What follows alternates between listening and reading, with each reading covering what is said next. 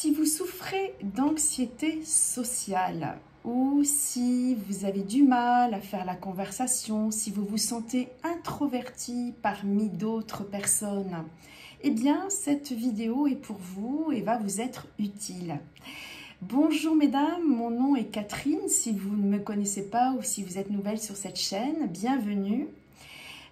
Pour vous dire en deux mots, à travers mes vidéos et mes accompagnements, j'aide les femmes à devenir plus rayonnantes, plus alignées avec elles-mêmes, devenir plus confiantes et donc plus charismatiques. Et donc, vous l'aurez compris, dans la vidéo d'aujourd'hui, nous allons parler de l'art de la conversation.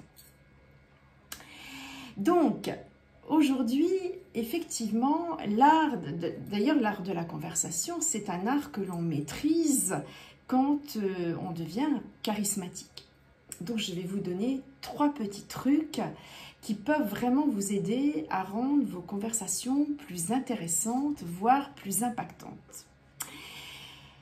Effectivement, le premier point, c'est d'arrêter de poser des questions externes et de poser des questions internes. Alors, qu'est-ce que je veux dire par là? Arrêtez de poser des questions sur des sujets froids pour la personne, sur des sujets anodins ou sans grand intérêt, comme le temps qu'il fait, par exemple.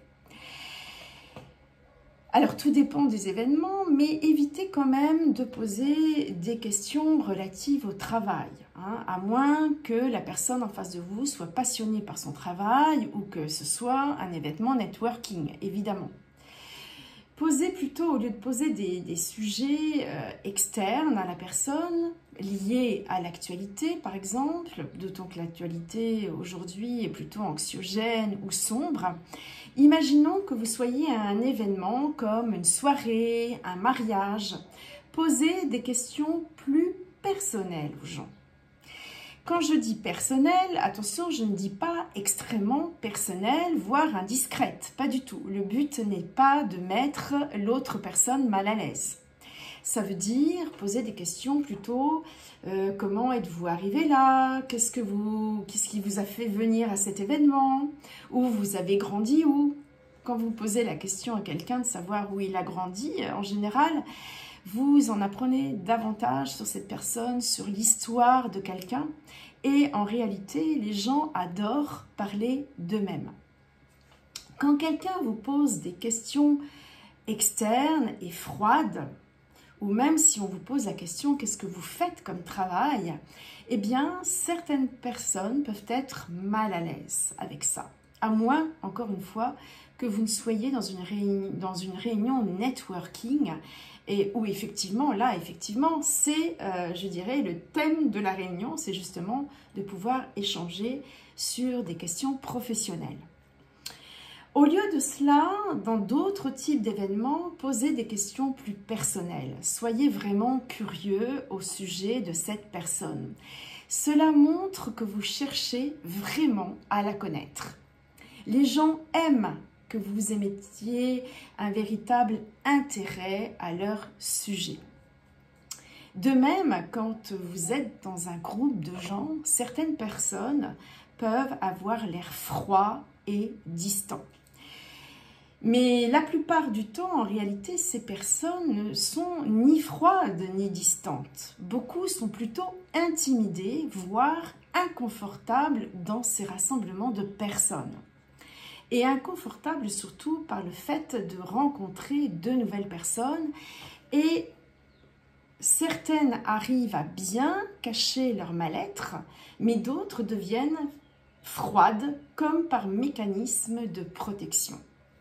Donc, ne vous laissez pas influencer par ces apparences, ni dicter l'idée que vous vous faites de quelqu'un par ces apparences.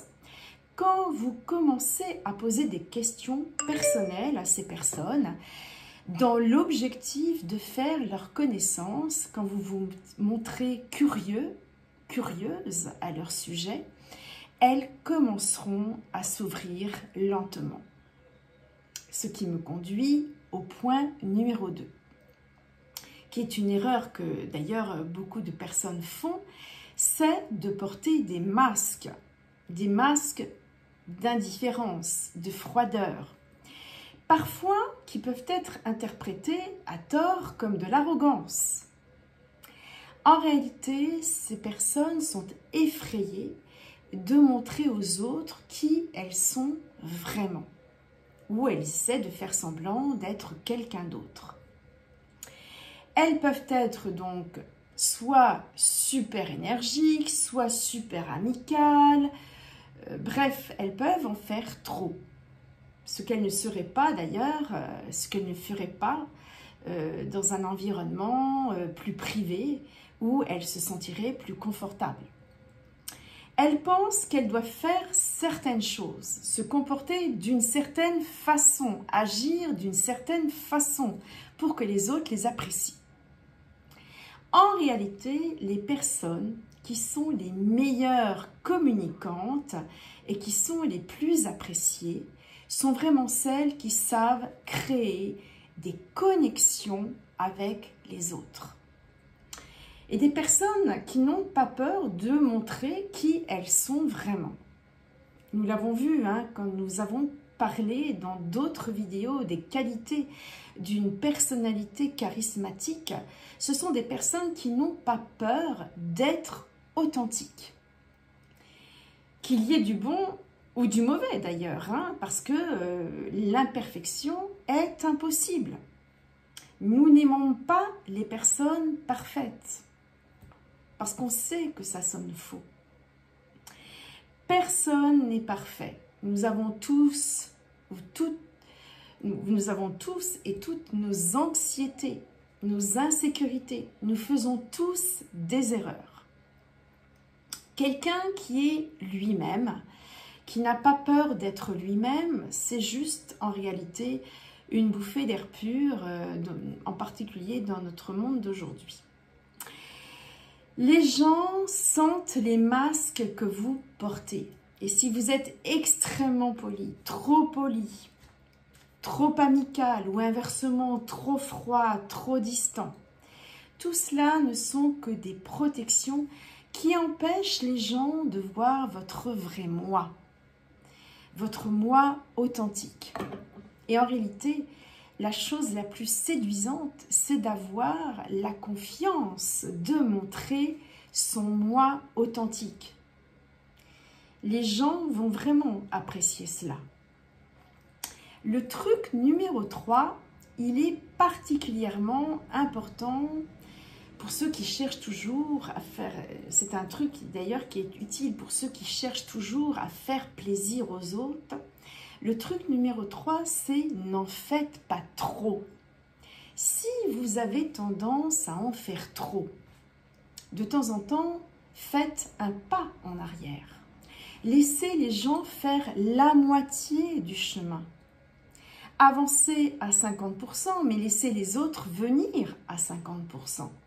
Ceux qui cherchent à être aimés font tout le trajet. Ils posent toutes les questions. Si vous êtes la seule personne à aller vers l'autre, à faire tous les efforts, si vous êtes celle qui donne trop ou y met trop d'énergie, faites un pas en arrière. Il est important que vous fassiez un pas en arrière et de laisser l'autre personne venir à vous également.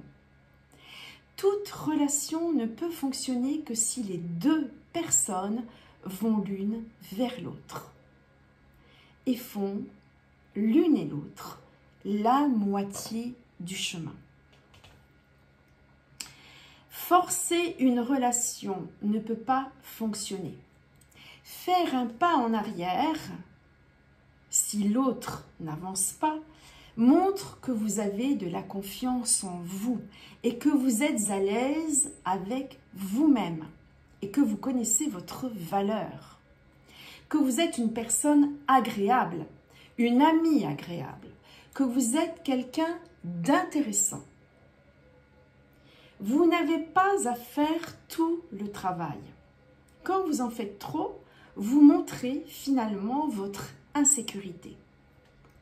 vous transmettez le fait inconsciemment que vous devez compenser ce que vous n'êtes pas. Pensez-y. Donc, voici pour les 3 points. Je vous fais un petit récapitulatif de ces 3 éléments que vous devez utiliser pour combattre votre anxiété sociale, pour être une meilleure communicante et pour avoir des conversations plus intéressantes. Premièrement, commencez à poser des questions internes plutôt que des questions externes et impersonnelles. Donc, pas de questions comme « qu'est-ce que vous faites comme travail ?» si le lieu et le thème ne s'y prêtent pas. Ou parler des affaires dans le monde, ou etc. Par contre, essayez de savoir quelque chose de l'histoire personnelle de cette personne. Soyez curieux au sujet des autres. Les gens apprécient cela. Et quand ils sentent que l'autre est vraiment intéressé par la question et donc par la réponse, que l'autre est intéressé par leur histoire, par ce qu'ils ont à dire en tant que personne, là, la connexion commence à se produire. Deuxièmement, enlevez les masques et soyez suffisamment courageux pour montrer qui vous êtes vraiment. N'essayez pas de faire semblant d'être quelqu'un qu'en réalité vous n'êtes pas. Troisième point, faites la moitié du chemin. N'en faites pas trop.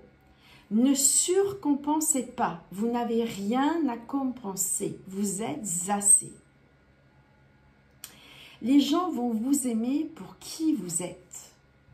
Vous deviendrez plus séduisante, plus attirante si vous vous autorisez à être simplement authentique. Les gens seront attirés par vous car l'authenticité, la sensibilité, la vulnérabilité sont les choses les plus attirantes et magnétiques. Et les gens peuvent s'appuyer dessus car c'est vrai. Voilà, j'espère que vous avez apprécié cette vidéo et qu'elle vous sera utile. N'hésitez pas à me laisser des commentaires. Merci de liker et de vous abonner. Portez-vous bien surtout et je vous dis à bientôt pour une autre vidéo. À bientôt.